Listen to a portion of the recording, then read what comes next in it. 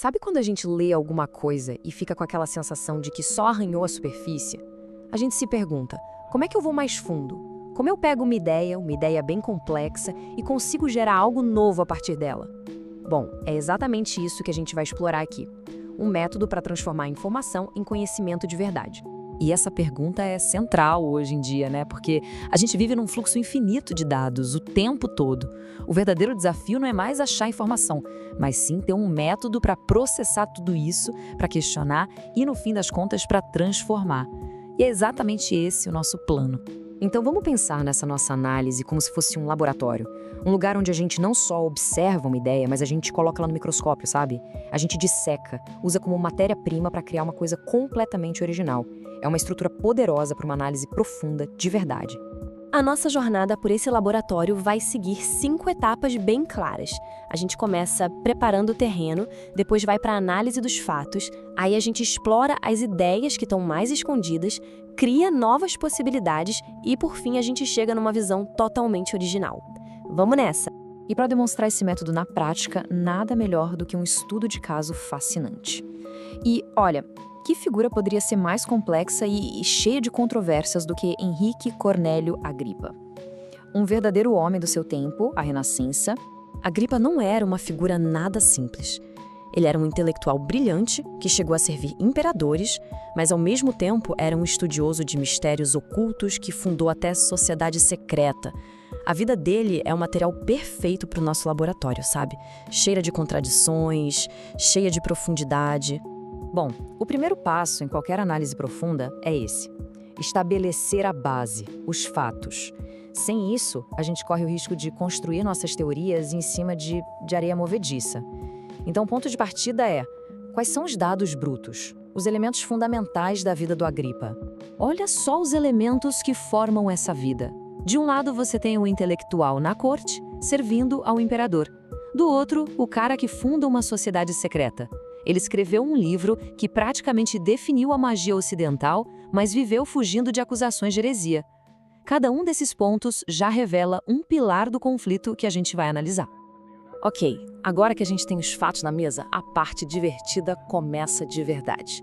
A exploração é sobre ler nas entrelinhas. É aqui que a gente procura as tensões, as contradições, aquelas ideias que não são ditas abertamente, mas que estão ali, pulsando debaixo da superfície da história. E isso aqui ilustra perfeitamente a principal tensão na vida do Agripa. Ele não era só o mago. De jeito nenhum. Ao mesmo tempo em que ele mergulhava nos textos mais esotéricos da magia, ele passava um tempão em Londres com o reitor da Catedral de São Paulo, estudando as escrituras cristãs com uma devoção incrível. Essa dualidade, essa luta interna entre o pagão e o cristão, essa é uma ideia latente, fundamental para entender esse cara. Às vezes, uma única história pode iluminar o caráter inteiro de uma pessoa e conectar o mundo dela ao nosso de um jeito surpreendente.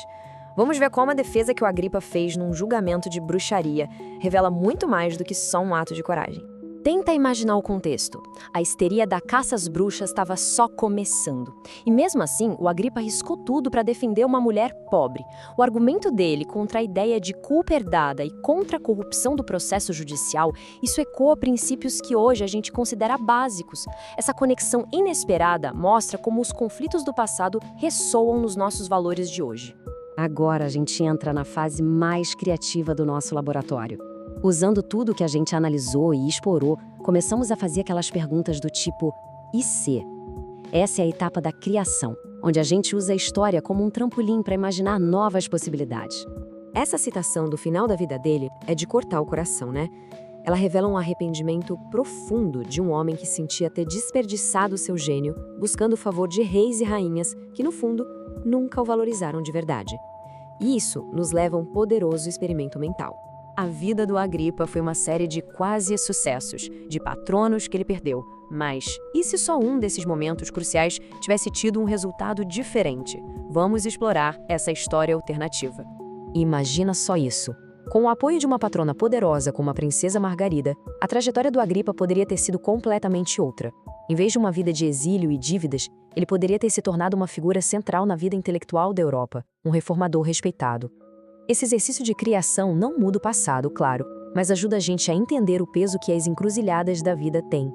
Chegamos então ao passo final, a síntese. É aqui que a gente combina nossa análise, exploração e criação para ir além do material original.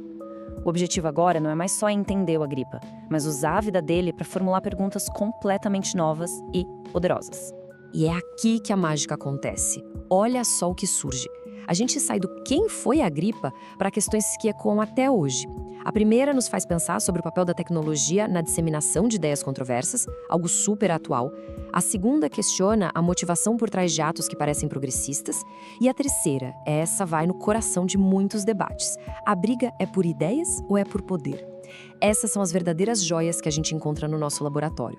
E esse é o poder do método do laboratório intelectual. Ele tira a gente da posição de só consumir informação e nos coloca na posição de criar ativamente novas perspectivas, novas conexões, novas perguntas. É uma transformação na forma como a gente interage com o conhecimento.